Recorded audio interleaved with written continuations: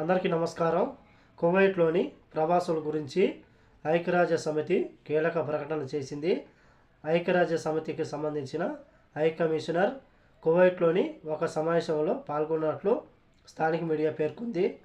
వివరాల్లోకి వెళితే, కువైట్లోని ప్రవాసుల కోసం ఐక్యరాజ్య సమితి హై కమిషన్ ప్రతినిధి మిస్రిన్ రాబియాన్ గారు మాట్లాడుతూ, మునుపటి రెసిడెన్సీ చట్టాన్ని ఉల్లంఘించిన వారిని తిరిగి అనుమతించడానికి ప్రచారాల సమయంలో కువైట్ నుంచి బహిష్కరించబడిన వ్యక్తుల నుంచి ఎటువంటి ఆశ్రయం లేదా అంతర్జాతీయ రక్షణ అభ్యర్థనలు అందలేదని చెప్పి ఆయన ధృవీకరించారు. కువైట్లో ఎవరైతే అకామా లేని ప్రవాసులు ఉన్నారో వాళ్ళు ఎటువంటి ఇబ్బందులు పడుతూ ఉన్నారని చెప్పి, అలాగే తమను రక్షించమని చెప్పి తమకు ఎటువంటి అభ్యర్థనలు అందలేదని చెప్పి ఆయన వెల్లడించారు.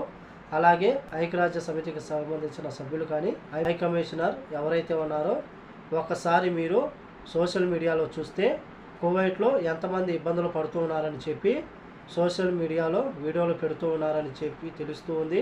కేవలం మీకు ఫిర్యాదు చేస్తేనే కువైట్లో ఎటువంటి ఇబ్బందులు లేవని చెప్పి ధృవీకరించారు. జీతాల విషయంలో కానీ, పనిచేసే చోట కానీ శ్రమ దోపిడీ జరుగుతుంది. అలాగే కువైట్లో ఉన్న ప్రవాసులు చిత్రహింసలకు గురవుతున్నారు. మహిళలు లైంగిక దాడులకు గురవుతున్నారు. అలాగే కొంతమంది మహిళలు వ్యభిచార గృహాలు కూడా విక్రయిస్తూ ఉన్నారు.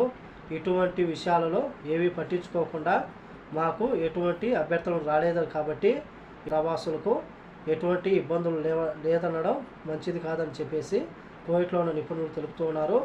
అలాగే కువైట్లో ఉన్న ప్రవాసులు ఎవరైతే ఉన్నారో స్థానిక పోలీస్ స్టేషన్లో ఫిర్యాదు చేయాలంటే చాలామందికి తెలీదు. పోలీసులు అక్కడికి వెళ్ళిన తర్వాత ఏ విధంగా స్పందిస్తారో, ఇంకా ఐక్యరాజ్య సమితికి ఫిర్యాదు చేయాలంటే కువైట్లో ఉన్న ప్రవాసులకు ఏం తెలుస్తుంది, కువైట్లో ఉన్న వాస్తవ పరిస్థితులను గమనించి ఒక నివేదిక లేదా సర్వే చేయించి దానిపైన అధ్యయనం చేసి ఆ తర్వాత ప్రకటన చేసి ఉంటే బాగుండేది అని చెప్పేసి కువైట్లో ఉన్న కొంతమంది నిపుణులు తెలుపుతూ ఉన్నారు. మరి మీ యొక్క అభిప్రాయాన్ని కామెంట్ రూపంలో తెలియజేయాలని కోరుకుంటూ, ఈ వీడియో నచ్చితే లైక్ చేయండి, షేర్ చేయండి, సబ్స్క్రైబ్ చేసుకోండి. నెక్స్ట్ వీడియోలో మళ్ళీ కలుద్దాం. జై హింద్.